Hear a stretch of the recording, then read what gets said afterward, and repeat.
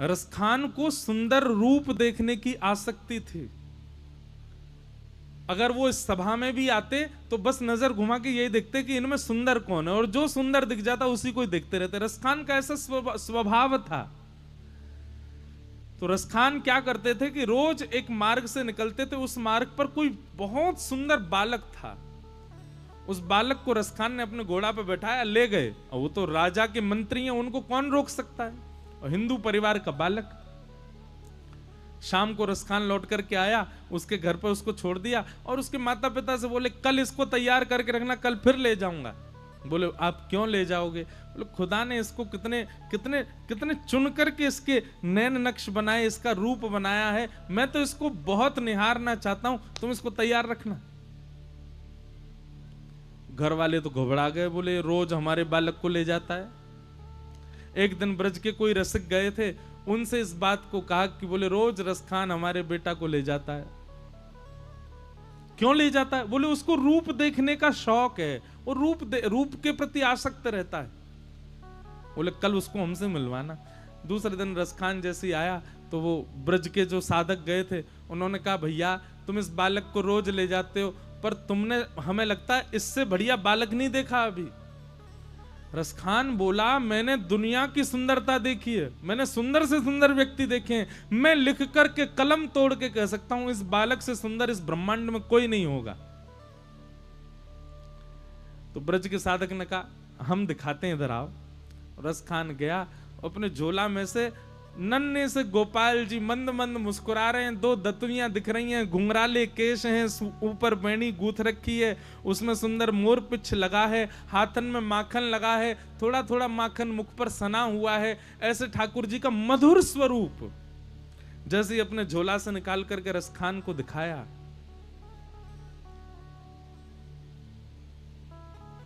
रसखान कहने लगे ये बालक कहां मिलेगा? बोले वास्तव में ये बालक है? बोले हाँ है। कहां है? बोले वृंदावन में है। अच्छा किनका बेटा है? बोले इसके माता पिता का नाम है नंद बाबा और यशोदा मैया। इसके बड़े भैया हैं, उनका नाम है बलभद्र भैया।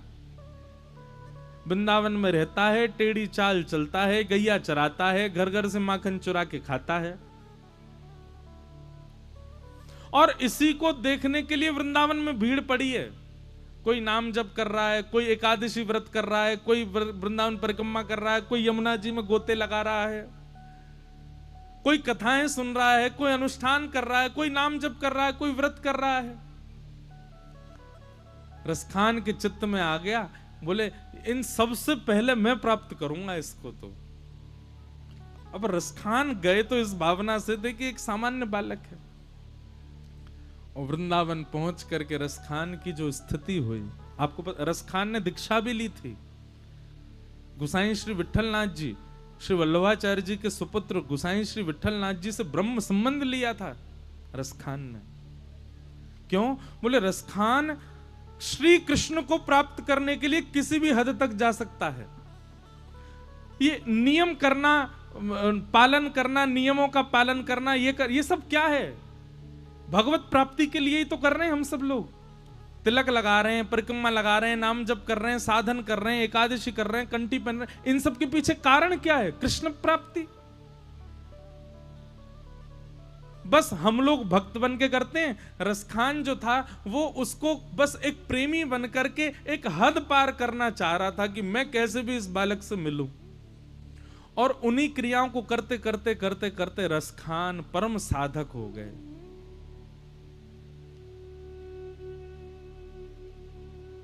ब्रह्म में ढूंढो पुराण गायन। रसखान कहते मैंने सब जगह ढूंढा। बहुत सुंदर पंक्तियां हैं रसखान की। देखो दूरों एक कुंज कुटीर में, रहो पलोटत राधिका पायन। रसखान कहते हैं ब्रह्म में ढूंढो पुराणन गायन। मैंने पुराणों में ढूंढा, मैंने सब जगह ढूंढा, मुझे ब्रह्म नहीं मिला। ना बतायो लोग लुगायन। चलते फिरते आदमियों से पूछता, तुमने नंद नंदन को देखा? तुमने यशोदा के लाला को देखा? तुमने कन्हैया को देखा? किसी ने नहीं बताया। तो फिर किसी ने कहा रसखान, तो फिर तुमको ठाकुर जी नहीं मिले? बोले मिले। बोले एक दिन मिल गए। बोले कहां? देखो दुरोवह कुंज कुटीर में। सब जगह ढूंढते ढूंढते ढूंढते ढूंढते वर्षों बीत गए। जब वर्षों बीतते बीतते एक दिन एक सघन कुंज की ओर मैंने देखा। उस सघन कुंज में रत्न का सिंहासन था। उस रत्न के सिंहासन के ऊपर में परम सुंदरी, परम तेजस्विनी, त्रिलोकी नायिका श्री राधिका रानी बैठी हैं और उन राधिका रानी के श्री चरणों में अपने सिर को झुकाए बैठो दुरो वह कुंज कुटीर में, रहो पलोटत राधिका पायन। किशोरी जी के श्री चरणों में मैंने श्याम सुंदर को बैठे हुए देखा। वहां मैंने पर ब्रह्म को देखा। ऐसे श्री रसखान, क्या कहोगे रसखान के लिए? कैसे वो भक्त हो गया ठाकुर जी का? वो भी इतना बड़ा भक्त, ना ब्राह्मण है ना हिंदू है, कुछ नहीं है। क्योंकि ठाकुर जी चाहते थे कि वो मुझसे प्रेम करे। इसीलिए हम चीख चीख करके गला फाड़ फाड़ के कहते हैं, ये आपको कृष्ण यदि एक बार भी प्रिय लग गए हैं उसी समय खुश हो जाइए। क्योंकि आपको यदि वो प्रिय लगे हैं तो इसका मतलब यही है कि उनको आप प्रिय लग गए हो, उनको आप भा गए हो। नहीं तो उनके भाई बिना आपको वो नहीं भा सकते। भाई लाखों लोग वृंदावन जाते हैं, सब वृंदावन के होके नहीं रह जाते। हजारों लोग बिहारी जी का दर्शन करते हैं, राधारमण लाल जी का दर्शन करते हैं, पर हजारों में से 10 या 100 ही राधारमण जी के होके रह जाते हैं। क्यों? क्योंकि उन 100 को राधारमण जी भागे, उन 100 राधारमण जी को भागे। आज मैंने देखा जब वो बहन सुबह आई और उनके नेत्रों के अश्रु भाव और ठाकुर जी के प्रति जो प्रीति, ठाकुर जी के प्रति जो प्रेम उन्होंने बताया, तो उनको देख करके यही चित्त से शब्द निकल रहा था कि इन्होंने नहीं चुना है ठाकुर जी को, ठाकुर जी ने चुना है इनको। मैं तो कहीं में जाओ लाल जी को बार बार प्रणाम करके जाइयो और तिलक लगा के आई थी, बहुत अच्छा लगा। भागवत जी के निर्माण का यही उद्देश्य था, भगवान के प्रति आस्था, विश्वास, श्रद्धा, ये तो सबके चित्त में आ जाता है, पर प्रेम ये सबके चित्त में नहीं आता। प्रेम उसी के चित्त में आता है जिससे ठाकुर जी चाह रहे हों कि मुझे प्रेम हो। और यह स्थिति कैसे बने कि ठाकुर जी के चित्त में यह आ जाए कि वो हमसे प्रेम कर लें? भागवत जी की कथा श्रवण करके जैसे जैसे भागवत जी में नियम बताए गए वैसा वैसा अपना निर्माण कर लो ठाकुर जी से, ठाकुर जी को आपसे प्रेम हो जाएगा। लिख लीजिएगा हमारी एक बात, भजन साधन इसलिए नहीं करना है कि हमको ठाकुर जी से प्रेम हो, भजन साधन कथा इसलिए सुननी है कि हमारा निर्माण ऐसे हो कि हम ठाकुर जी को पसंद आ जाएं। देखो, जब लड़का पहली बार लड़की से मिलने जाता है, ब्याह से पहले जब दोनों का संबंध पक्का हो जाता है, तो परिवार वाले कहते हैं हाँ भाई अपनी बेटा बेटी को मिलवाओ।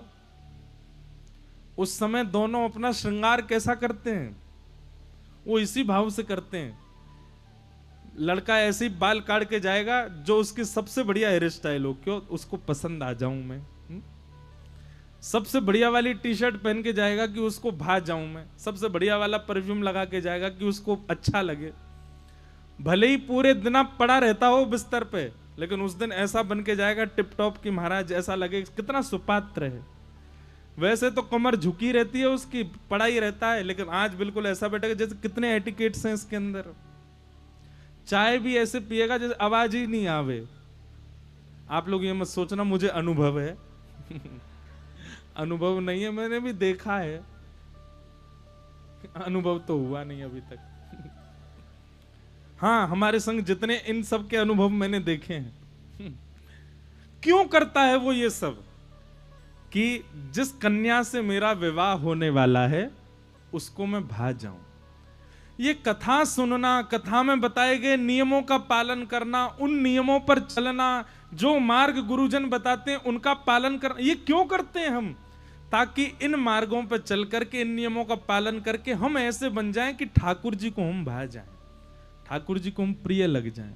और एक बार ठाकुर जी को यदि हम प्रिय लग गए तो निश्चित है कि प्रेम लक्षणा भक्ति प्रकट हो जाएगी, फिर उनके ही रहेंगे हम कथा में गाया करते हैं श्याम। और वह कथा सुनकर के श्री वेदव्यास जी महाराज ने ध्यान लगाया, और ध्यान लगा करके जब रचना की तब भागवत जी का प्रादुर्भाव हुआ। बोलो भागवत महापुराण की। तो भागवत जी की रचना किस उद्देश्य से हुई?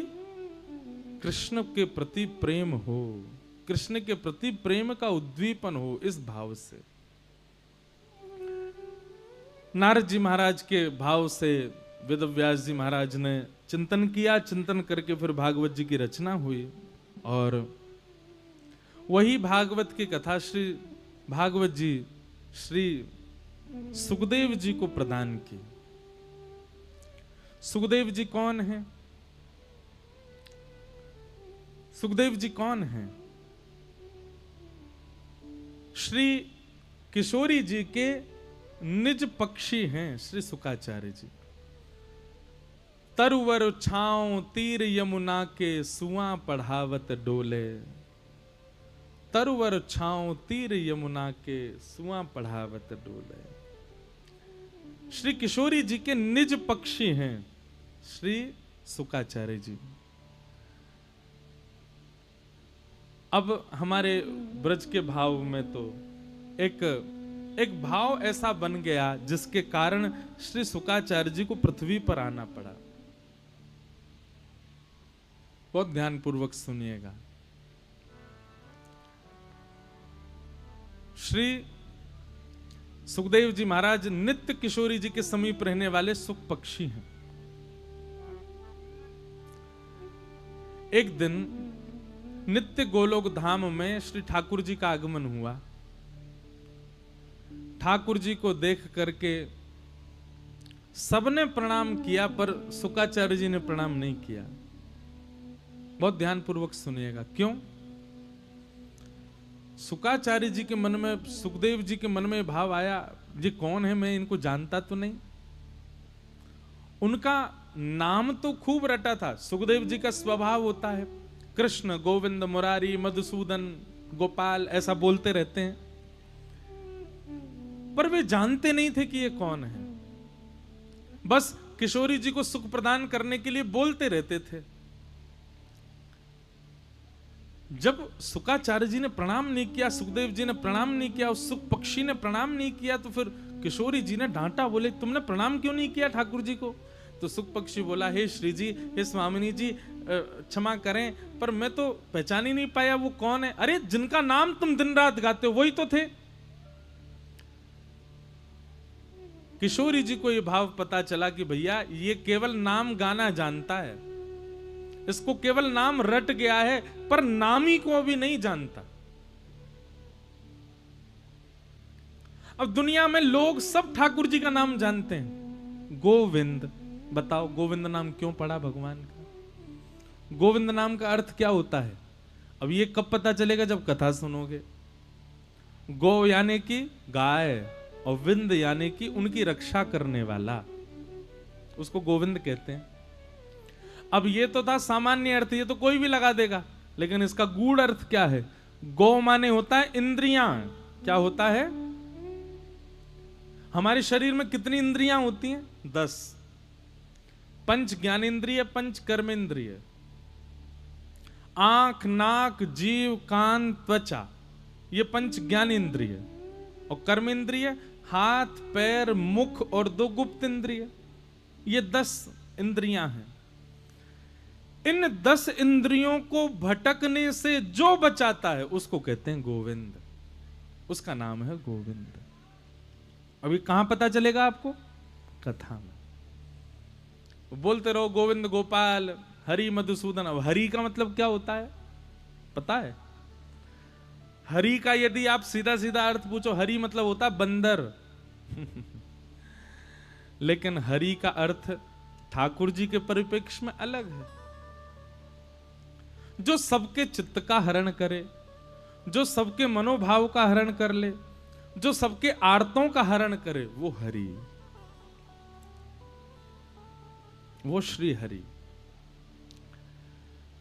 किशोरी जी ने मन में विचार किया कि इस सुख पक्षी को नाम तो रट गया है, पर अभी नाम ही को ये नहीं जानता है। तब किशोरी जी ने आज्ञा की, अगर तुमको हमारे पास रहना है, हमारे संग रहना है, तो फिर श्री कृष्ण जिनका तुम नाम गाते हो उनको पहले पहचान के आओ, उनको पहले जान के आओ। तब शुकाचार्य जी महाराज पृथ्वी पर आए। पृथ्वी पर आपने प्रथम भागवत की कथा, अमर कथा महादेव से श्रवण की। महादेव थोड़े नाराज हो गए, क्यों? व्यासपीठ के पीछे बैठ के सुन रहे थे, तो महादेव त्रिशूल लेकर के भागे।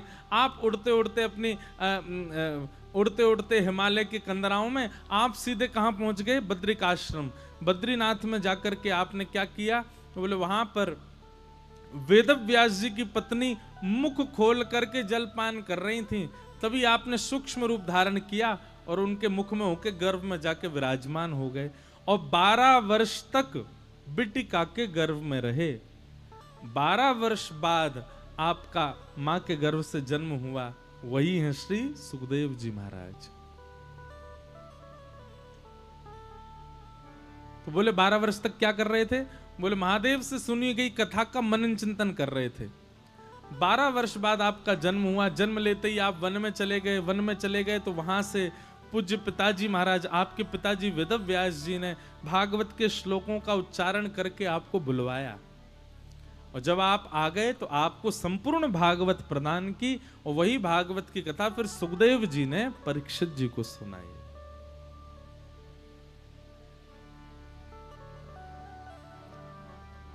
सुखदेव जी को सुनाई। सुखदेव जी ने परीक्षित को सुनाई। अब यहां पर सब लोग प्रश्न करने लगे, ये परीक्षित कौन है? इनको 7 दिन में मरने का श्राप क्यों लगा? कृपा करके हमको इसके बारे में विस्तार से बताओ। और अब यहां से महाभारत का प्रसंग प्रारंभ होता है, बहुत ध्यान से सुनिएगा।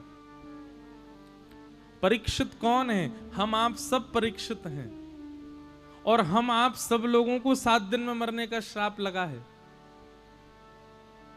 हम सबको 7 दिन में ही मरना है। वो बात अलग है कि दिन वो 7वां कब आएगा ये नहीं पता, पर हैं 7 ही दिन। 7 दिन के चक्र में ही हम सब बंधे हैं।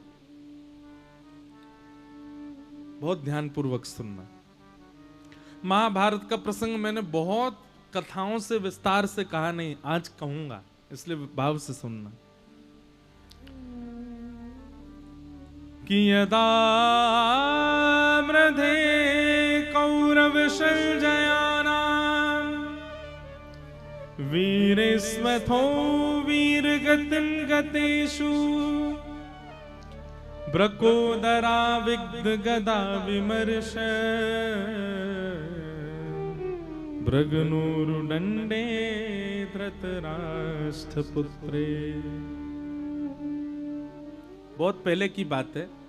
एक बार एक गांव में हमारी कथा हुई। ब्रज के पास ही एक गांव था, तो वहां हमने ऐसे ही कहा कि हम अब महाभारत का प्रसंग सुनाएंगे।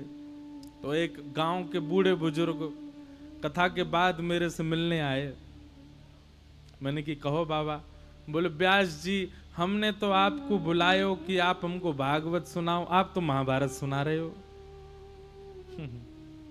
मैंने कि बाबा मैं महाभारत नहीं सुना रहा हूं, परीक्षित जी का परिचय दे रहा हूं। उस परिचय के लिए थोड़ी महाभारत कह रहा हूं। और महाभारत की कथा भागवत में नहीं है, महाभारत के विश्राम से कथा शुरू होती है। एक बार एक गांव में कथा हुई, वहां मैंने वृत्रासुर की स्तुति सुनाई। तो जैसी वृत्रासुर की स्तुति सुनाई तो मुझसे पहले 6 बार कथा और हो चुकी थी वहां पर किसी और की। तो जैसे ही मैं नीचे उतरने लगा तो एक बाबा ने वहीं पकड़ लिया। बोले व्यास जी कहीं से भी कथा सुना रहे हो? मैंने की है मतलब? बोले हम 6 साल तक कथा सुन रहे हैं, वह व्यास ने तो कभी वृत्रासुर की कथा सुनाई नहीं, तुम कहां से सुना रहे हो? जो भागवत में तो नहीं है।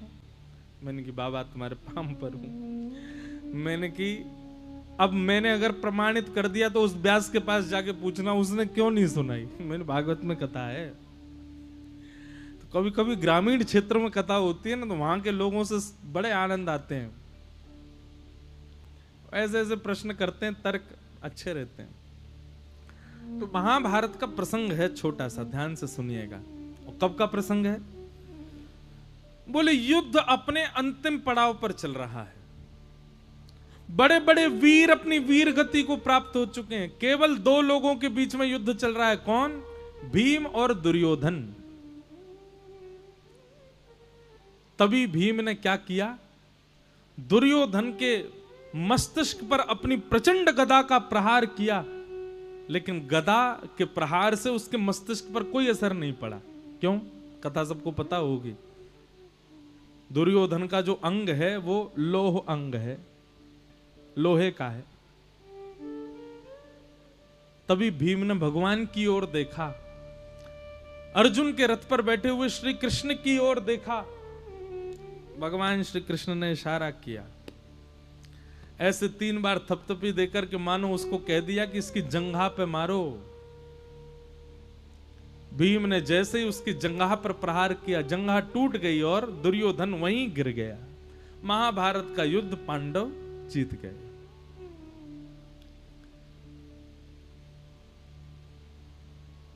गांधारी जो थी कौरवों की माता जी, उनका विवाह जब धृतराष्ट्र से हुआ तो उन्होंने संकल्प ले लिया, मेरे पति नहीं देख सकते, नेत्रहीन है, मैं भी आंखों पे पट्टी बांध लूंगी, मैं भी पूरी दुनिया नहीं देखूंगी। हमारे नेत्रों से भी ऊर्जा जाती है, बोलने से, चलने से, कुछ क्रिया करने से और बहुत देखने से भी हमारी ऊर्जा नष्ट होती है। बुरा नहीं मानिएगा, पर बहुत ज्यादा संसार को देखने की इच्छा रखने वाले और बहुत ज्यादा संसारी क्रियाओं को देखने वाले लोगों के चेहरे थोड़े थोड़े से उड़े उड़े से हो जाते हैं। भगवत दर्शन करने वालों को देखो, भगवत आराधन करने वालों को देखो, उनके चेहरे का अलग ही एक नूर जैसा होता है।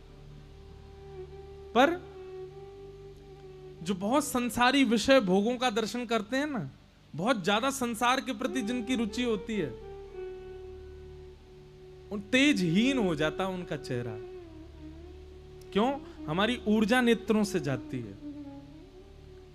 इसलिए नेत्रों से भी भैया देखो ठाकुर जी को ही, और या ठाकुर जी के जनों को।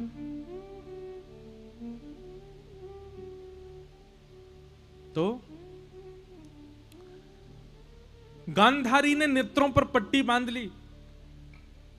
अब उसके नेत्रों की जो ओज थी, उसकी नेत्रों की जो ऊर्जा थी, वो इतनी इकट्ठी हो चुकी थी, और उसके पास में एक दिव्य तेज भी था पतिव्रता नारी का। पतिव्रता नारी है, अपने पति के लिए नेत्रों पर पट्टी बांध ली। इन सबके प्रभाव से गांधारी के नेत्रों में एक ऐसा बल आ गया था कि अब वो जिसको देख लेगी वो लोहे का हो जाएगा। ये बात जब गांधारी को पता चली, उसने अपने पुत्र दुर्योधन से कहा कि तुम निर्वस्त्र होकर मेरे सामने आ जाओ, मैं पट्टी खोल के तुमको देखूंगी। अब तक जितना भी बल मेरे नेत्रों में तेज पुंज जमा हुआ है, उस सब से तुमको मैं लोहे का बना दूंगी। महाभारत युद्ध में कोई तुमको परास्त नहीं कर पाएगा, और तुम परास्त नहीं होगे तो विजय कौरवों की होगी।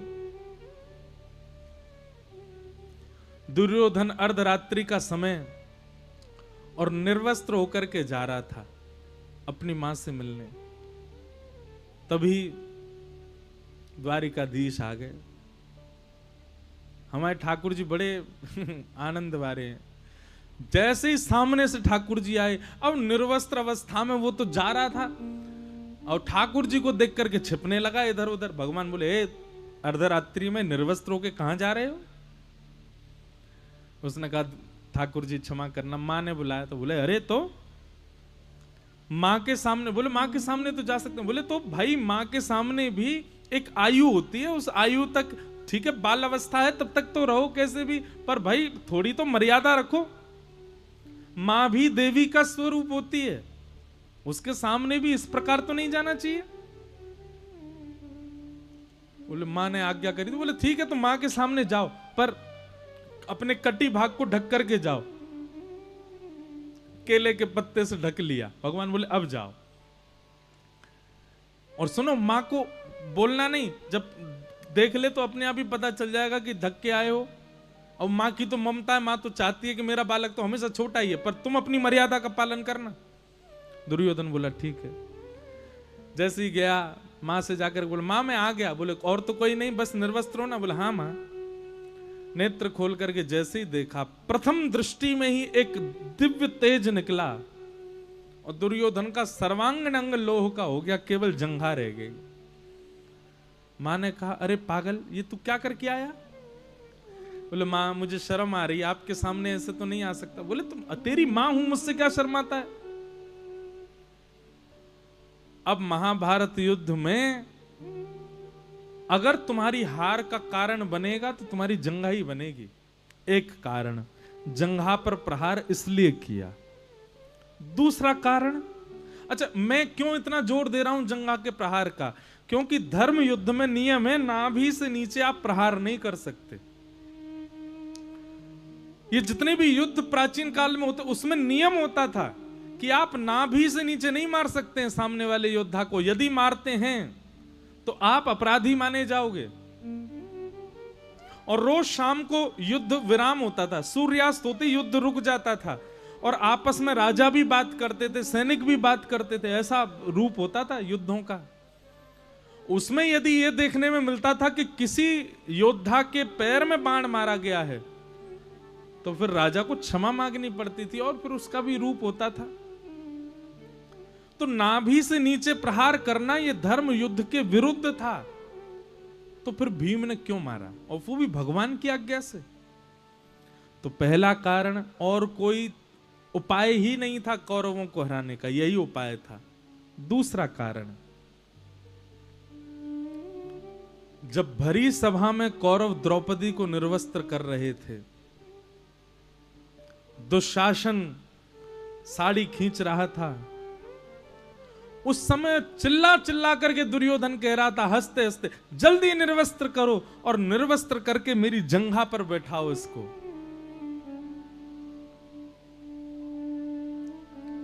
उस समय भीम ने प्रतिज्ञा ली थी कि द्रौपदी तो आज नहीं बैठेगी तेरी जंघा पर, लेकिन वचन देता हूं एक दिन मेरी प्रचंड गदा जरूर बैठेगी तेरी जंघा पे। और आज दुर्योधन ने अपनी प्रतिज्ञा को पूरा किया, इसलिए जंघा पर प्रहार किया। लेकिन तभी देवता दौड़े दौड़े नारद जी के पास गए और नारद जी से जाके बोले ओहो देखो, आपने देखा महाभारत युद्ध में क्या हुआ? नारद जी बोले क्या हुआ? बोले भगवान श्री कृष्ण ने धर्म के विरुद्ध आचरण करवाया, भीम से दुर्योधन की जंघा पर प्रहार करवा दिया जो कि धर्म विरुद्ध था। नारद जी महाराज बोले अब बीच युद्ध में तो मैं नहीं जा सकता, पर मैं कोई और उपाय ढूंढता हूं। नारद जी दौड़े दौड़े कहां गए? पूरे युद्ध में सब लोग थे एक व्यक्ति को छोड़ के। महाभारत युद्ध में एक व्यक्ति नहीं था, कौन? बलराम जी। बलराम जी नहीं थे। क्यों? क्योंकि दुर्योधन बलराम जी का शिष्य है। तो कौरव पक्ष में शिष्य और पांडव पक्ष में भैया। तो बलराम जी असमंजस में पड़ गए, मैं कहां जाऊं? शिष्य का साथ दूं या भैया का साथ दूं? शिष्य के विपरीत में भी नहीं खड़ा हो सकता, गुरु हूं, और भैया के विपरीत में भी नहीं। तो बलराम जी तीर्थ यात्रा पे चले गए, बोले मैं रहूंगा ही नहीं महाभारत युद्ध में। लेकिन आज नारद जी ने जाकर के बलराम जी को बद्रीनाथ में जाकर के खबर दी। बोले बलराम जी आप तीर्थ यात्रा पर हैं, क्षमा करना। बलराम जी बोले वो सब ठीक है, ये बताओ महाभारत युद्ध में क्या चल रहा है? तो बोले वही तो बताने आया हूं, आपको सुनकर के आश्चर्य होगा, आपका शिष्य परास्त हो गया दुर्योधन। बलराम जी बोले ओहो ये तो बहुत बुरा हुआ, पर कैसे? बोले ये सुनकर के आपको क्रोध आ जाएगा कि भीम ने उसकी जंघा पर प्रहार किया। बलराम जी बोले जंघा पर प्रहार कैसे हो सकता है, वो तो धर्म युद्ध है। बोले आप ये सुन के और ज्यादा क्रोधित हो जाएंगे कि कृष्ण की आज्ञा से किया। बलराम जी बोले ये लाला के तो सबरे ऐसे ही काम है, अपने भक्तन को बड़ो पक्षधर बन जाए, जहां जावे अपनी मनमानी करे, पर मैं ये सहन नहीं करूंगा।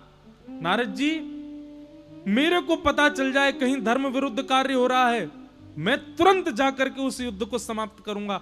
अभी देखता हूं जाकर के भीम को, इसने कैसे कर दिया ये काम। और लाला से तो बाद में बात करूंगा, पहले भीम को जाके देखूं। तुरंत महाराज बलराम जी को क्रोध आ गया, माला झोली पकड़ा दी नारद जी को, तुरंत अपने हल मूसल लेकर के दौड़े कुरुक्षेत्र के मैदान में। देवताओं का काम है नमक मिर्च डालना, ताकि लीला में कुछ ऐसा देखने को मिले कि भगवान कुछ अलग करें। जैसे पिक्चर यदि हंसी हंसी हंसी सीधी सीधी मुस्कुराने वाली कोई बना दे तो पिक्चर ज्यादा चलेगी नहीं। तो क्या करो, बोल पिक्चर में नमक मिर्च डालो, उसमें कुछ लड़ाई झगड़ा मार काट हो, कुछ ऐसा हो, तब लोगों को देखने में इंटरेस्ट आता है। तो ऐसे ही देवता सब भगवान की लीला देख रहे हैं। देवता बोले ये तो ऐसे ही जीत गए महाभारत युद्ध, कुछ हुआ तो है नहीं ऐसा जिसमें थोड़ा लगे कि हाँ तड़क भड़क हुई हो। सोई नारद जी को भेजा, जाके कुछ करो। नारद जी ने कर दिया। महाराज यहां पांडव सब अपनी विजय का उत्सव मना रहे थे, तभी पृथ्वी डामाडोल होने लगी, भूकंप आने लगा, आकाश के सूर्य कंपित होने लगे, गरगर करके बादलों ने गरजना प्रारंभ किया। पांडव सब भगवान की शरण में गए, बोले भगवान प्रलय आने वाला है। और प्रलय दो ही स्थिति में आ सकता है, या तो नारायण कोपित हो जाएं, या नारायण जिस शेषनाग पर लेटे हैं वो शेषनाग कोपित हो जाए। क्योंकि शेषनाग के फण के ऊपर तिल के रूप में विद्यमान है पृथ्वी, और शेषनाग ही बलराम जी हैं। भगवान बोले पांडवों ऐसा क्यों लग रहा है कि बलराम जी आ रहे हैं और क्रोध में भर के आ रहे हैं। तभी देखा कि प्रचंड क्रोध में भरे बिल्कुल सूर्य के भांति तेज प्रकट हो रहा था। बलराम जी हल मूसल लेकर के दौड़े चले आ रहे हैं कुरुक्षेत्र मैदान की ओर। बलराम जी को देख करके भीम घबरा गया, बोले ये मुझे ही मारने आ रहे हैं, मैंने इनका शिष्य गिर दिया है नीचे, ये मुझको ही मारने आ रहे हैं, ठाकुर जी मेरी रक्षा करो। भगवान बोले तू बैठ। सामने से बलराम जी दौड़ने लगे, यहां से ठाकुर जी दौड़े बलराम जी की ओर। देवता बोले हमने तो सोचा था नमक मिर्च डलेगा, पर ये तो भैया प्रलय होने वाला है। क्यों? शेषनाग और नारायण दोनों में युद्ध, कृष्ण और बलराम में युद्ध होने वाला है। तीव्र गति से बलराम जी आ रहे हैं और यहां से तीव्र गति से ठाकुर जी आ रहे हैं। जैसे ही दोनों बिल्कुल टकराने ही वाले थे, उसी क्षण में ठाकुर जी रुक गए और रुक करके बलराम जी के सामने दंडवत हो गए, दंडवत प्रणाम करने लगे, दंडवत गिर गए। भैया स्थिति कैसे संभालनी चाहिए श्री कृष्ण से सीखो। अब बलराम जी ने जैसे ही देखा कि सामने मिट्टी में मेरो श्याम सुंदर, मेरो नेक्सस और लाला दंडवत प्रणाम कर रहा है। बलराम जी तो गुस्सा मुस्सा भूल गए, भीम सबको भूल गए, हल मुसल दूर फेंक दिए, दौड़ के गए बलराम ठाकुर जी को उठा करके हृदय से लगा, अरे मेरो लाला इतने दिन है गए, तू तो मुझे मिलो ही ना, तेरे दर्शन के काजे मेरे नेत्र तरस रहे लाला, तू कैसो है। अच्छा ठाकुर जी का स्वभाव है अपने जनों से मिलते हैं सोई प्रभुता छोड़ देते हैं, बिल्कुल ये भूले ही जाते हैं कि वो भगवान है, नेक्स्ट से ठाकुर जी बन जाते हैं। बलराम जी के हृदय से लगे, बोले मोकू भी आपकी बहुत याद आ रही दाऊ दादा। बलराम जी का क्रोध ठंडा कर दिया। ठाकुर जी संकेत कर रहे हैं हम लोगों को, बोले भैया बड़े बुजुर्ग और ये बड़े लोग जो होते हैं ना, इनको जब भी क्रोध आए तो क्या करना है, पाम पकड़ लो, चरणन में लौट जाओ महाराज, क्योंकि बड़े लोगों के सबसे कोमल अंग होता है चरण। बड़े लोगों का सबसे कोमल अंग होता है चरण। अगर बालक की गलती है और मां नाराज हो जाए कि नहीं आज तो मैं इसको देख लूंगी, और बालक सामने आए, मां सोचे आज तेरे को बताती हूं मैं, और तुरंत बालक जाए और जाकर के पैर छूना नहीं, तब तो पड़ ही जाएगा, हाथ से नहीं छूना है तो दंडवत हो जाओ, लेट जाओ, माँ के चरण पकड़ के लेट, माँ मुझे क्षमा कर दो, मुझसे गलती हो गई, अपराध हो गया, दंड क्षमा करो।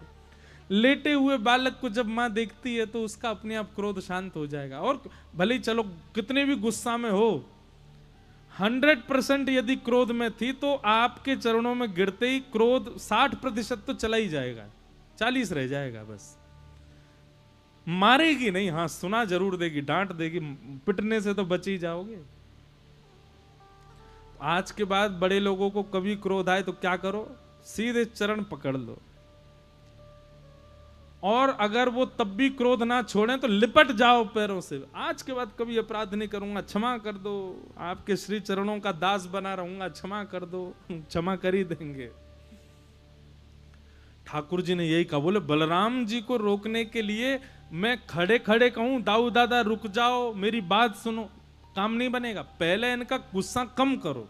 और वो कैसे होगा, बोले दंडवत प्रणाम। ठाकुर जी लेट गए, और जैसे ही दाऊ दादा का क्रोध शांत हुआ, क्रोध शांत होते ही ठाकुर जी बोले, दाऊ दादा आप इतने क्रोधित क्यों हो रहे? तब दाऊ दादा को याद आया कि मैं तो क्रोध में आया था। दाऊ दादा बोले, मेरे हलमूसल कहां है? लाला तू बाद में मिलियो मुझसे, पहले मैं यहां भीम को देखूंगा। भगवान ने हाथ पकड़ लिया, बोले मुझे बताइए ना आप क्रोधित क्यों हो रहे हैं? बोले लाला धर्म युद्ध का नियम है, नाभि से नीचे प्रहार नहीं होना चाहिए, और इस भीम ने दुर्योधन की जंगा तोड़ दी, और वो भी तेरे कहने पे। ऐसा क्यों भयो, मुझे बता सके? लाला तू भगवान है, धर्म की रक्षा करवे के काजे पृथ्वी पे आयो, खुद ही धर्म तोड़वा रहे है। जब बलराम जी ने अपना मुख्य उद्देश्य बताया तो ठाकुर जी बोलते हैं, अब दाऊ दादा मेरी बात सुनना 2 मिनट, मैं बोलूं। हाँ लाला बोल। ठाकुर जी कहते हैं, दाऊ दादा आप ये बात मानते हैं कि जंघा पर प्रहार करना ये धर्म विरुद्ध है? बहुत ध्यानपूर्वक सुनिएगा सब लोग, भगवान का उत्तर सुनो। आप इस बात को मानते हैं कि जंघा पर प्रहार करना ये धर्म विरुद्ध है? दाऊ दादा बोले, हाँ मैं मानता हूं। अच्छा, तो क्या आप इस बात को नहीं मानते कि एक अबला नारी को भरी सभा में निर्वस्त्र करना यह भी अधर्म है? उस समय तो आप गदा लेकर के नहीं आए थे अपनी, जब हमारी बहन को निर्वस्त्र किया जा रहा था भरी सभा में। भीष्म पितामह बैठे थे, कृपाचार्य बैठे थे, 5 पति सामने मुख नीचे करके बैठे थे। उस समय दुर्योधन चिल्ला चिल्ला करके कह रहा था, अरे दुशासन निर्वस्त्र कर दे, निर्वस्त्र करके। अरे दुर्योधन की कौन लगती है द्रौपदी? भाभी है उसकी, अपनी भाभी जो मां समान है उनको निर्वस्त्र कर रहा था दुर्योधन। उस समय आप नहीं आए गदा लेकर के। उस समय मैंने सभा में आपको नहीं देखा कि आप गदा लेके आए हो और दुर्योधन के ऊपर प्रहार करने लग गए हो।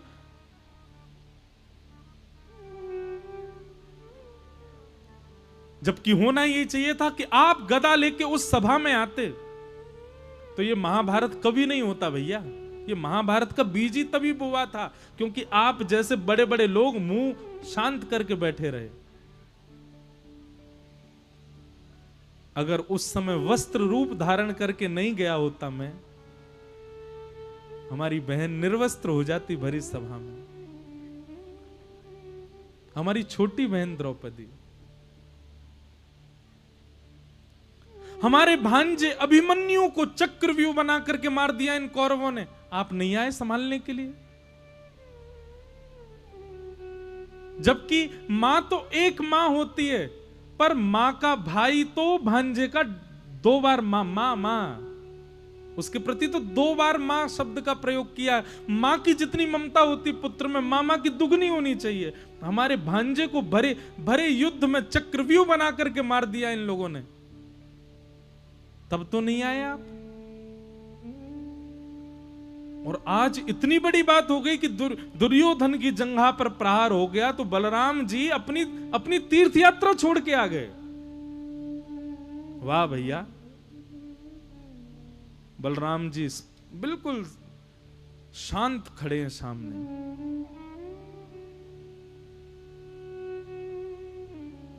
भैया मेरी एक बात सुनिएगा, दुर्योधन जैसे अधर्मी को मारने के लिए, दुशासन जैसे अधर्मियों को मारने के लिए यदि सामने वाले पक्ष को अधर्म का पालन करना पड़े तो वह भी धर्म है, वह भी धर्म है। ऐसे ऐसे अबला नारियों पर हाथ उठाने वाले, इस प्रकार से छल कपट करके जीवन जीने वाले लोगों के लिए धर्म की बात नहीं देखी जाती कि हम धर्म देखेंगे। अरे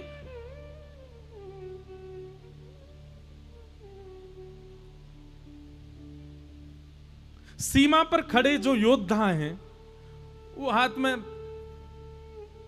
बंदूक लेकर के खड़े हैं, सामने वाला व्यक्ति उपद्रव कर रहा है और वो ये सोच रहे हैं ये किसी का पति होगा, इसके भी बच्चे होंगे, मैं इसको क्यों मारूं। वहां अगर वो दया दिखाएगा तो वो अपने धर्म से च्युत हो जाएगा, अपने धर्म से बिलग हो जाएगा। वहां वो दया नहीं कर सकता, वहां उसको ये विचार नहीं करना है कि ये भी किसी का पति है, इसके भी बच्चे होंगे। वहां उसको युद्ध करना ही पड़ेगा। क्यों? क्योंकि एक के प्रति ये बात करेगा तो वो एक बचने पर ना जाने कितनी माताओं को विधवा कर देगा, कितने बालकों को अनाथ कर देगा। भैया धर्म है, पर अधर्मियों के लिए धर्म का विचार नहीं करना है। ब्राह्मणों का वध नहीं होना चाहिए। शास्त्र आज्ञा करते हैं कि सबको मृत्यु दंड का अधिकार है, पर दो लोगों को मृत्यु दंड नहीं देना चाहिए, चाहे वो कितना भी बड़ा अपराध करें। कौन? पहले ब्राह्मण और दूसरे माताएं बहनें। उनके अपराध का दंड मृत्यु दंड नहीं होना चाहिए। अब ये शास्त्रीय बात है। रावण भी तो ब्राह्मण था, स्वयं भगवान ने मार दिया उसको।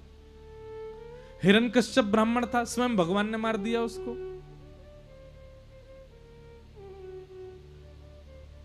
जब व्यक्ति अधार्मिक हो जाता है, अधर्मी हो जाता है, जब व्यक्ति आतताई हो जाता है, जब व्यक्ति क्रूर हो जाता है, जब व्यक्ति बालक और माताओं का रक्षक ना होके भक्षक बन जाता, वहां हम ये विचार करेंगे कि ये ब्राह्मण है, वहां हम ये विचार करेंगे कि धर्म क्या कहता है या नहीं कहता।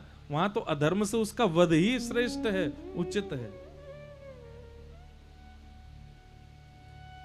दाऊ दादा हाथ जोड़ने लगे, बोले लाला मैं तेरी बात समझ गया। और महाभारत के उस कलह को जो वहां होने वाला था उसको ठाकुर जी ने संभाला।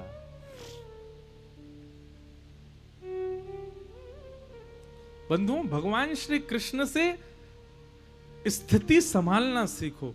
आप पढ़े लिखे नहीं हो, आप ज्यादा ज्ञानी नहीं हो, चलेगा, पर आप यदि सिचुएशन संभालना चाहते हो, आप स्थिति संभालना चाहते हो, एक सभा को संभालना चाहते हो, संभालना जानते हो, आप विवेकी पुरुष हो। और भगवान श्री कृष्ण से यही सीखिए कि सिचुएशन को कैसे संभाला जाता है, स्थिति को कैसे संभाला जाता है। कितनी बार दिखाऊं मैं आपको पूरी भागवत में कि कितनी बार सिचुएशंस को संभाला है ठाकुर जी ने। चाहे वो बाल अवस्था हो, चाहे वो विवाह की अवस्था हो, चाहे वो राजा की अवस्था हो, चाहे वो युद्ध की अवस्था हो, हर अवस्था में ठाकुर जी ऐसे संभालते हैं सबको।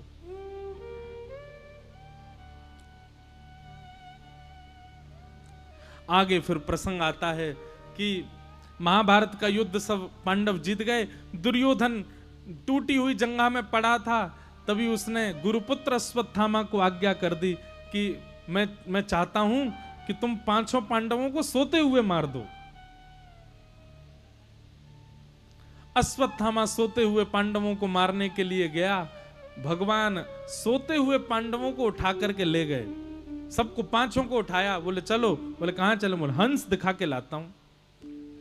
युधिष्ठिर बोले भगवान इतने दिन से थके हारे सोने दो। बोले कि देखो, युद्ध जीतने के बाद राजा को हंस दर्शन करना चाहिए, शुभ होता है। पांचों पांडव उठ के बैठ गए, भगवान के साथ चले गए, पर द्रौपदी के 5 पुत्र सोते हुए रह गए। अंधेरे के कारण अश्वत्थामा को अंदाजा नहीं लगा, जल्दीबाजी में उसने सोते हुए 5 पुत्रों को मार दिया और उनके सर एक थैला में भर के ले गया कि जाके दिखाऊंगा कि देखो मैंने 5 को मार दिया। जैसे दुर्योधन के सामने जाकर के 5 के सर रखे, अंधेरा बहुत था, प्रकाश करके जब देखा बोले अरे मूर्ख, ये 5 पांडव नहीं है, ये द्रौपदी के 5 निर्दोष बालक हैं। अश्वत्थामा तो अब घबरा गया, ये तो मैंने अपराध कर दिया। प्रातः काल का समय हुआ, द्रौपदी रुदन करने लगी अपने बालकों के हत्यारे को अपने बालकों के शव को देख करके। पांडव सब रुदन करने लगे, पर क्रोध में भर गए अर्जुन। अर्जुन क्रोध में भर के कहने लगे, द्रौपदी तुम एक आंसू भी मत बहाना, मैं तुमको वचन देता हूं, जिसने भी 5 बालक मारे हैं वो जीवित नहीं बचेगा, उसके रक्त से तुम्हारे केशों को रंगित कर दूंगा, मैं पकड़ के लाऊंगा उसको, उसका वध मैं अपने हाथों से करूंगा। अश्वत्थामा को पकड़ करके लाए, द्रौपदी के सामने प्रस्तुत किया। द्रौपदी ने कहा इसको मत मारो, ये हमारे गुरु का बेटा है, ये गुरु समान है, ये ब्राह्मण है, हम क्षत्रिय हैं, ये हमारा पूजनीय है, इसको मारने से मेरे बालक जीवित नहीं होंगे, इसको मत मारो। और अंतिम बात, इसकी मां विधवा है, अपनी मां का अकेला यही सहारा बचा, इसको भी मार दोगे तो इसकी मां तो बिल्कुल अकेली पड़ जाएगी, इसलिए इसको मत मारो। मेरे 5 पुत्र मर गए पर 5 पति तो जीवित हैं, इसको मत मारो। द्रौपदी की बात सुनकर के पूरी सभा स्तब्ध हो गई। एक मां अपने बालकों के हत्यारे को कैसे छोड़ सकती है?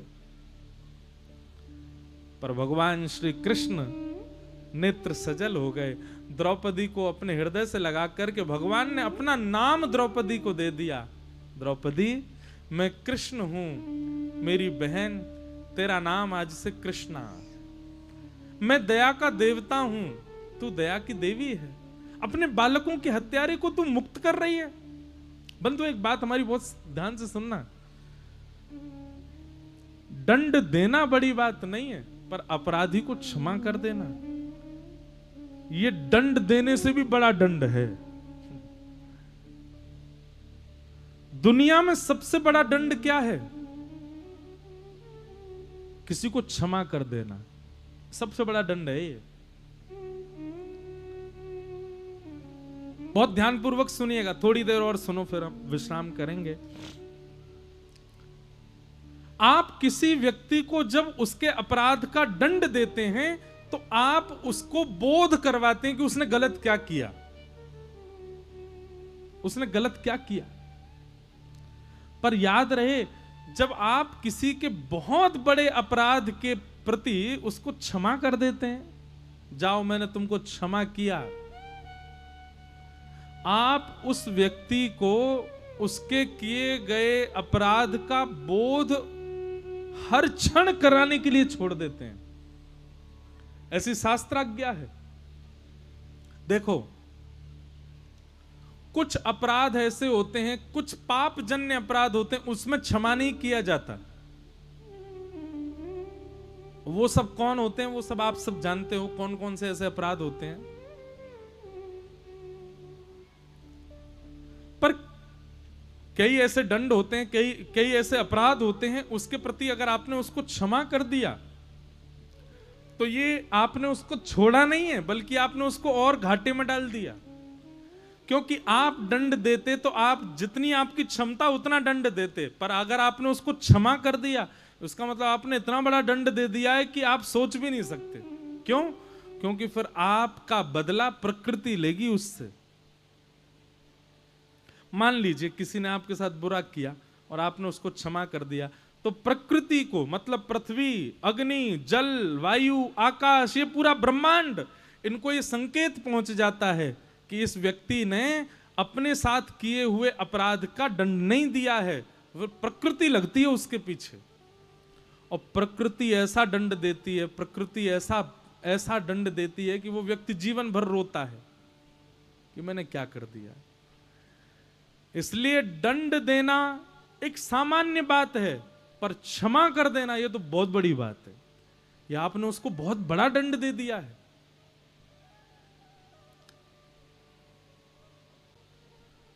एक कथा आती है, जयदेव महाप्रभु हुए उड़ीसा में, बंगाल के थे। एक बार कुछ डकैतों ने उनको पकड़ लिया, रात्रि में कहीं जा रहे थे। तो जयदेव महाप्रभु ने कहा, भैया मेरे पास जितना धन है तुम लोग रख लो, पर मुझे मारो मत। तो लुटेरों ने धन तो हड़प लिया, बल्कि ऐसा कर दिया कि बोले भाई ये इसने हमारा चेहरा देख लिया, ये जाके राजा को बता देगा, हम पकड़े जाएंगे। तो उन लोगों ने क्या किया, मारा तो नहीं पर हाथ पैर काट करके उनको एक कुआं में फेंक दिया। अब बेचारे जयदेव महाप्रभु कुआं में पड़े बिना हाथ पैरों के, पड़े पड़े जय जगन्नाथ जय जगन्नाथ जय जगन्नाथ कीर्तन कर रहे थे। डाकू सब भाग गए सारा धन लेकर के। तभी वहां से एक राजा निकला। उस राजा ने जैसे सुना कि कोई ध्वनि आ रही है, उसने सैनिकों से कहा ढूंढो। तो देखा कुआं के अंदर एक बिना हाथ पैर का व्यक्ति पड़ा, रक्त रक्त निकल रहा है। उनको कुआं से निकलवाया और लेकर के अपने राज्य में गए, उनकी मल्लम पट्टी वगैरह करवाई। उनका ज्ञान देख करके राजा ने उनको अपना गुरु बना लिया। बोले हाथ पैर नहीं है तो क्या, ज्ञान तो अद्भुत है इनका। और वो उस नगर के राजगुरु बन गए। कौन? जयदेव महाप्रभु। अब एक दिन राजा ने कहा, बोले गुरुदेव मुझे कुछ आज्ञा करो, मैं दान पुण्य करना चाहता हूं। तो जयदेव महाप्रभु ने कहा एक काम करो, तुम नित्य के लिए अपने दरबार में 2 घंटा के लिए ब्राह्मणों को बुलाया करो, ब्राह्मण जो मांगा करें वो उनको दिया करो, जो आज्ञा। तो रोज राजा के दरबार में 2 घंटा के लिए ब्राह्मण ही आते थे और ब्राह्मण जो मांगते थे वो उनको देता था। इतना प्रचार प्रसार हो गया इस बात का कि दूर दूर से ब्राह्मण आने लगे। अब एक दिन वो 4-5 डकैत जिन्होंने उनके हाथ पैर काटे थे जयदेव महाप्रभु, उनको ये बात पता चली कि एक राजा है वो ब्राह्मणों को मुंह मांगा दान देता है। ब्राह्मण बनने में क्या, चोटी रख लो, त्रिपुंड लगा लो, धोती पहन लो, जनेऊ धारण कर लो, बन गए ब्राह्मण। 4-5 डकैत ब्राह्मण वेश धारण करके चले गए। अब जैसे ही उन्होंने राजा के महल में प्रवेश किया, प्रवेश करते ही उन्होंने क्या देखा, राजा के बगल के सिंहासन पर बिना हाथ पैर के जयदेव महाप्रभु बैठे। और वो 5 तो घबरा गए, बोले ये तो हमको जानते हैं, हमने ही तो इनके हाथ पैर काटे थे, हमको तो लगा ये मर जाएंगे पर ये तो बच गए। और अब तो भैया दंड के लिए तैयार हो जाओ, ये राजा से हमारी शिकायत करेंगे, राजा हमको पकड़ करके जेल में डालेगा। पर जयदेव महाप्रभु ने क्या किया, जैसे ही उन 4 को आते देखा, राजा से कहा ओहो ओहो नगाड़े बजाओ, बाजे बजाओ, गाजे बजाओ, राजन देखो देखो कौन आया। राजा तो प्रसन्न हो गया, बोले कि ओहो मेरे गुरुदेव का कोई प्रिय आया। कौन है गुरुजी ये? बोले भैया हम 5 एक ही गुरुकुल में साथ में पढ़ते थे, ये मेरे मित्र हैं 4, इनका खूब सम्मान करो, खूब धन दो, खूब धन धान्य से इनको संपन्न कर दो। अब राजा दूसरों को जितना देता था उससे दुगना दुगना करके उन 4 को दिया। इतना दिया कि वो उठा ही नहीं पा रहे थे। तो राजा ने सैनिक दिए, बोले मैं सैनिक आपके संग भिजवा रहा हूं, ये सैनिक सारा सामान लेकर के आपके घर तक छोड़ के आएंगे। 4 थोड़े खुल गए। और तो जयदेव महाप्रभु के पास, और मित्र कैसे हो? जयदेव महाप्रभु, हाँ मैं अच्छा हूं। जयदेव महाप्रभु जानते थे कि इन 4 ने मेरी स्थिति की, पर उन्होंने क्षमा कर दिया, दंड नहीं दिया। जैसे ही 4 जाने लगे सारा सामान लेकर के सैनिकों के साथ, तो सैनिकों ने कहा, बोले हमारे राजा ने बहुत बड़े बड़े लोगों को दान दिया, पर आप जैसा दान किसी को नहीं दिया। वो बिना हाथ पैर वाले जो गुरुजी हैं उनसे आपका क्या संबंध है, और उनके हाथ पैर कट कैसे गए? तो 4 क्या बोलते हैं, बोले अरे अब हम तुमको सच्चाई बता रहे हैं, हमारे साथ गुरुकुल में पढ़ता था वो, और एक दिन उसने हमारे गुरुजी के यहां चोरी करी। अब देखो झूठ बोल रहे हैं 4। एक दिन गुरुजी के यहां उसने बहुत महंगे रत्न की चोरी करी, तो गुरुजी ने हम 4 को आज्ञा कर दी, ये रत्न चुरा करके भागा है, इसको बीच जंगल में ले जाकर के वहां इसको मार दो, इसको मृत्यु दंड दे दो। गुरुजी की आज्ञा मान के हम 4 गए। अब हम चाह तो रहे थे उसको मारना, गुरुजी की आज्ञा तो थी मारने की, पर गिड़गिड़ाने लगा हमारे आगे, रोने लगा। और उसने बहुत हाथ पांव उसके कांपे, उसके आंखों में आंसू देख के हम 4 ने उस पर दया कर दी, उसको मारा नहीं, उसके हाथ पैर काट दिए। वही तुम्हारे यहाँ राजगुरु बन के बैठा है। जैसे ही ये बात कही, पृथ्वी फट गई और वो चारों पृथ्वी में समा गए। मतलब प्रकृति ने दंड दिया। एक तो सामने वाले के साथ तुम गलत करके आए, उसने तुमको क्षमा कर दिया, ऊपर से किसी ने पूछा तो तुम उसके इतना धन धान्य तुमको दिलवाया उन्होंने, ऊपर से तुम उनकी निंदा कर रहे हो, तुम झूठ बोल रहे हो। प्रकृति उनके भार को सह नहीं पाई और फट गई, बीच में से चारों समा गए। सैनिक दौड़ करके गए महाराज, और जाकर के राजा को सारी खबर बताई। तो राजा ने जयदेव महाप्रभु से पूछा, भगवान ये क्या हुआ? तब जयदेव महाप्रभु कहते हैं, बोले देखो राजन, अपराध करने वाले को दंड देना सामान्य बात है, पर अपराध करने वाले को क्षमा कर देना ये सबसे बड़ा दंड है। मैंने उनको क्षमा कर दिया था, तो मेरी क्षमा का बदला प्रकृति ने लिया। आज के बाद प्रयास करना, कोई गलत करता आप उस पर चिल्ला भी देते हो ना, तो भी ये समझ लो कि आपने बदला ले लिया, आप क्षमा कर दो। क्षमा कर दिया इसका मतलब क्या है कि आपने उसको और कुएं में फेंक दिया, अब प्रकृति नहीं छोड़ेगी उसको। लेकिन फिर भी वैष्णव का स्वभाव दंड देना नहीं है, वैष्णव का स्वभाव क्षमा करो। क्षमा बड़े को चाहिए, बड़े लोगों का स्वभाव क्षमा। द्रौपदी ने क्षमा कर दिया, भगवान ने द्रौपदी को हृदय से लगा लिया और अपना नाम दे दिया, मेरा नाम कृष्ण, तेरा नाम कृष्णा। बोलो बाल कृष्ण लाल की जय। इस प्रकार द्रौपदी पर भगवान ने अनुग्रह किया। इसलिए कभी भी जय श्री कृष्णा मत बोला करो, जय श्री कृष्ण। आ की मात्रा लगाते वो द्रौपदी का नाम हो जाता है, भगवान का नाम कृष्ण है। द्रौपदी पर अनुग्रह किया। अर्जुन ने आधी दाढ़ी, आधी मूंछ, आधे केश और शिखा छेदन करके अश्वत्थामा को छोड़ दिया। अश्वत्थामा अपने ऊपर किए गए अपमान का बदला लेने के लिए गया और उसने देखा कि इन पांडवों का वंश वैसे तो खत्म हो चुका है, पांचों बालकों को मैंने, और मैं ऐसा क्या करूं कि इन पांडवों का वंश यहीं रुक जाए, इसके आगे बढ़े ही ना, इनके यहां तर्पण करने वाला भी ना बचे।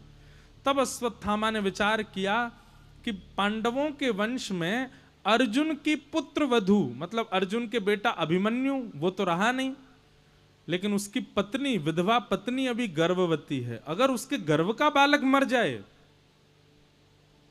तो इन पांडवों के यहां पानी देने वाला भी कोई नहीं होगा। और उसने बैठे बैठे अपने भवन से ही ब्रह्मास्त्र अभिमंत्रित करते हुए उत्तरा के गर्भस्थ शिशु को मारने के लिए छोड़ दिया।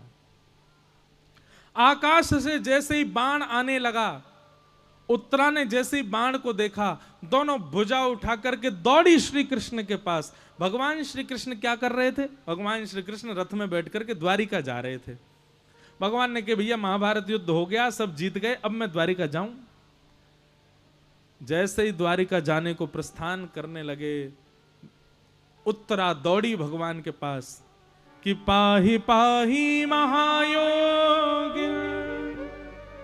देव देव जगतपते नान्यम तद्भयं पश्ये यत्र मृत्यु परस्परम। पूर्ण समर्पण, एक क्षण भी उसने विचार नहीं किया। आपत्ति आते ही दौड़ी भगवान की शरण में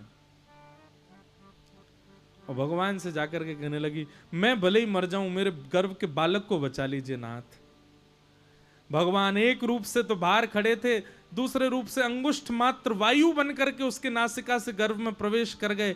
अपनी चक्रा नाम की गदा को इतनी द्रुत गति से ठाकुर जी ने गर्भ में जाके घुमाया, आकाश में ही ब्रह्मास्त्र नष्ट हो गया और उत्तरा के गर्भ के बालक की रक्षा हो गई। बोलो भक्त वत्सल भगवान की। ये बालक कौन है? यही बालक है परीक्षित। कौन है? एक बात सुनिएगा, ये कोई ऐसी मनगढ़ंत बात नहीं है, बहुत ऊंची बात है। हमारे पूज्य पिताजी महाराज के गुरुदेव पूज्य श्री रामानुज गुरु जी कहा करते हैं, क्या भगवान गर्भ में चले गए रक्षा करने। वो गर्भ जो इतना अपवित्र होता है। बोले भगवान गर्भ में बालक की रक्षा करने नहीं गए थे, भगवान गर्भ में इसलिए गए, बोले भैया ये बालक भविष्य में चल करके मेरी कथा का श्रोता बनेगा, इसलिए इसकी रक्षा करनी है। तो इसका मतलब क्या है? मातृ गर्भ में संकट सभी माताओं को आता है। बहुत ध्यानपूर्वक सुनिएगा। मां जब गर्भवती होती है, उस मां के गर्भ में, गर्भ काल में संकट सब माताओं के गर्भ में आता है। हम सब सुरक्षित जन्म लेते हैं, तो इसका मतलब है हमसे ठाकुर जी को कोई उम्मीद है, इसलिए हमारा जन्म हुआ। किसी को ठाकुर जी चाहते हैं कि संसारी बने, किसी को ठाकुर जी चाहते हैं बहुत बढ़िया व्यापारी बने, किसी को ठाकुर जी चाहते हैं कुछ बने कुछ बने। पर इस पंडाल में हम जितने भी लोग बैठे हैं, हम सबकी रक्षा स्वयं ठाकुर जी ने मातृगर्भ में आके करी। क्यों? क्योंकि आज हम कथा सुन रहे हैं, ये इस बात का प्रमाण है कि श्रोताओं की रक्षा भगवान ही करते हैं। हम सबकी मातृगर्भ में रक्षा श्री ठाकुर जी ने की है, इसीलिए हम कथा में बैठे। या फिर आज कथा में बैठकर के ये प्रमाणित हुआ कि हमारा जन्म सुरक्षित इसलिए हो गया क्योंकि ठाकुर जी को ये पता था कि ये कोई कथा का श्रोता बनेगा, इसलिए सुरक्षित रखो। नहीं तो जीवन में आर्त तो हर समय आते रहते हैं हमारे जीवन में। ये बात पूज्य पिताजी महाराज के गुरुदेव ने कहीं लिखी, मैंने वहां पढ़ी थी। तो भगवान ने उत्तरा के बालक की रक्षा की, और उसके बाद पता क्या किया भगवान ने? जैसे ही ब्रह्मास्त्र आकाश में नष्ट हुआ, तो वहां जितने पांडव खड़े थे, जितने लोग खड़े थे, सब भगवान की जय जयकार करने लगे। द्वारिकाधीश की जय, भक्त वत्सल भगवान की जय, बाल कृष्ण लाल की जय। भगवान बोले मेरी जय जयकार क्यों कर रहे हो? सब बोले कि आपने रक्षा की उत्तरा की। भगवान बोले मैं अपनी जगह से हिला भी नहीं हूं, मैंने रक्षा कर दी। अरे उत्तरा ने आकर के चरणों में प्रणाम किया, तो भाई मैं उठ करके कुछ करूं? मैं तो ब्रह्मास्त्र देख भी नहीं पाया, इतने में तो ब्रह्मास्त्र नष्ट हो गया। इसमें मेरा बल नहीं है, भगवान का ये स्वभाव है।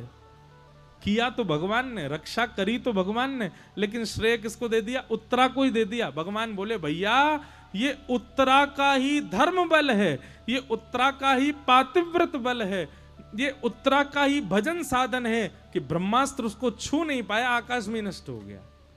तो जितने लोग खड़े थे वो सब उत्तरा की जय जयकार करने लगे। दूर खड़ी कुंती मंद मंद मुस्कुरा रही, बोले बड़े चतुर हो आप,